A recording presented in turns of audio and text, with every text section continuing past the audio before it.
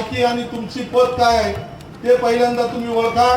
तुम्ही खासदारकीला मनसेमध्ये जाऊन उभे राहिले, शिवसेनेला फसवलं, आढळराव दादांना फसवलं, अरे तुम्ही अनेकांना फसवलं आणि आज विधानसभेमध्ये मलाही फसवलं, पक्षालाही फसवलं, तरी सुद्धा तुम्हाला जिल्हा प्रमुख पदावर ठेवलं होतं। परंतु त्यांची हकालपट्टी तात्काळ या ठिकाणी पक्षाने केलेली आहे आणि त्यामुळे असे अनेक गद्दार बरोबर घेऊन त्या ठिकाणी समोरची यंत्रणा काम करत आहे। त्यांना माझं आव्हान आहे की 9 तारखेनंतर तुम्ही सगळे आम्हाला भेटा।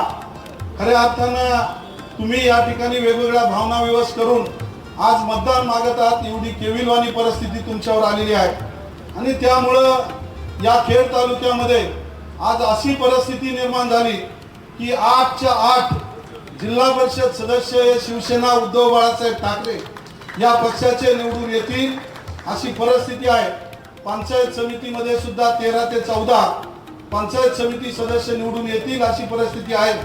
त्यामुळे मतदार बंधू भगिनींना माझी विनंती आहे की पक्षाला सदृढ करण्यासाठी आणि त्याच माध्यमातून खऱ्या अर्थानं आमदार म्हणून मला सुद्धा पंचायत समिती बरोबर असणं गरजेचं आहे। जिल्हा परिषदेचे ताकदीचे उमेदवार सदस्य म्हणून माझ्या बरोबर असणं गरजेचं आहे, तरच आपल्या या भागाचा ग्रामीण भागाचा विकास होऊ शकतो आणि त्यामुळं मला परमेश्वरावर आणि जनतेवर खात्री आहे की तुमची या ठिकाणी नक्कीच परमेश्वर तुम्हाला बुद्धी देईल आणि या तालुक्यामध्ये मशाल पेटून दगदगती मशाल नक्कीच या ठिकाणी भगवा झेंडा आपल्या खेड पंचायत समितीवर फडकवल्याशिवाय राहणार नाही असा विश्वास मला या ठिकाणी आहे।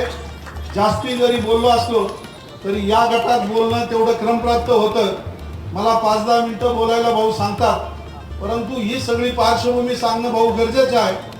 1 वर्षामध्ये मी जरी विरोधी पक्षात आमदार म्हणून असलो, तुम्ही वरच्या सभागृहामध्ये भाऊ आहात आणि अधिवेशनाच्या माध्यमातून असेल, सातत्यानं पाठपुराव्याच्या माध्यमातून असेल, विरोधी मंत्री सुद्धा मुख्यमंत्र्यासह या ठिकाणी आपल्या खेड तालुक्याच्या कामासाठी या चाकण शिक्रापूर रस्त्याच्या कामाच्या संदर्भात मी स्वतः त्या ठिकाणी पायऱ्यावर बसून आंदोलन केलं। सचिन भाऊ होते, पलीकडे शेळके साहेब होते, इकडे कटके साहेब होते, चाकणमध्ये सुद्धा कृती समितीनं आपण सर्वांनी आंदोलन केलं आणि खऱ्या अर्थानं 3300 कोटी रुपयाचा निधी या तळेगाव चाकण शिक्रापूर रस्त्याला मंजूर झाला।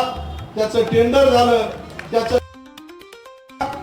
या तालुक्यामध्ये तुम्हाला जिल्हा परिषद आणि पंचायत समितीला उभे करायला उमेदवार मिळत नव्हते, तुम्हाला प्रचाराला माणसं नव्हती। आमच्यातील जे गद्दार तुम्ही फोडला की ज्यांनी विधानसभेमध्ये त्यांचीच सुपारी घेतली आणि त्यांची सुपारी घेऊन या ठिकाणी आम्हाला गद्दारी केली, पण तरी सुद्धा पक्षानं त्या ठिकाणी सचिन भाऊंनी सांगितलं थांबा आपण त्यांना संधी देऊ, पण भाऊ ते संधी देण्यासारखे नव्हते, गद्दारच होते। आता सुद्धा ते माझ्या बहीण पलीकडच्या मतदारसंघामध्ये उभी आहे। जे बुट्टे सुट्टे भाजपमधून राष्ट्रवादीत आले त्या बुट्टे सुट्ट्यांच्या प्रचाराला त्या ठिकाणी ओरडतात आणि सांगतात की आमदार बंधू आहेत। अरे माझ्याबद्दल किती काही बोललं तर या तालुक्यातील जनतेने मी सर्वसामान्य कार्यकर्ता होतो तरी 1.5 लाख मतदान दिलं, 52,000च्या मतांनी मला या तालुक्यानं विजय केलं।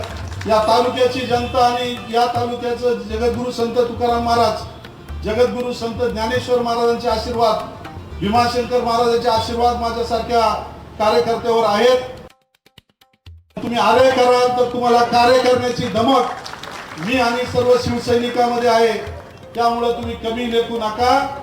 या तालुक्यामध्ये तुम्हाला जिल्हा परिषद आणि पंचायत समितीला उभे करायला उमेदवार मिळत नव्हते, तुम्हाला प्रचाराला माणसं नव्हती। आमच्यातील जे गद्दार तुम्ही फोडला की ज्यांनी विधानसभेमध्ये त्यांचीच सुपारी घेतली आणि त्यांची सुपारी घेऊन या ठिकाणी आम्हाला गद्दारी केली, पण तरी सुद्धा पक्षानं त्या ठिकाणी सचिन भाऊंनी सांगितलं थांबा आपण त्यांना संधी देऊ, पण भाऊ ते संधी देण्यासारखे नव्हते, गद्दारच होते। आता सुद्धा ते माझ्या बहीण पलीकडच्या मतदारसंघामध्ये उभी आहे। जे बुट्टे सुट्टे भाजपमधून राष्ट्रवादीत आले त्या बुट्टे सुट्ट्यांच्या प्रचाराला त्या ठिकाणी ओरडतात आणि सांगतात की आमदार बंधू आहेत। अरे माझ्याबद्दल किती काही बोललं तर या तालुक्यातील जनतेने मी सर्वसामान्य कार्यकर्ता होतो तरी 1.5 लाख मतदान दिलं, 52,000च्या मतांनी मला या तालुक्यानं विजय केलं। नियमानुसार केवळ मी दबाव टाकला म्हणून नाही किंवा चुकीचं वाकडं बोललो म्हणून नाही, परंतु योग्य निर्णय मग ग्रामसेवक असेल, कर्मचारी असेल आणि त्याचबरोबर प्रशासक म्हणून असेल किंवा BDO असतील, तहसीलदार असतील आणि प्रांत असेल, या सर्वांनी योग्य तो निर्णय दिला. तरी सुद्धा समोरच्यांनी हायकोर्टामध्ये जाण्याचं पसंत केलं. हायकोर्टामध्ये ती आता यानंतर इलेक्शन पिटिशन होऊ शकते, परंतु मी एवढंच सांगतो की ज्या गोष्टीवर त्या ठिकाणी ऑब्जेक्शन घेतलं त्या ऑब्जेक्शन मध्ये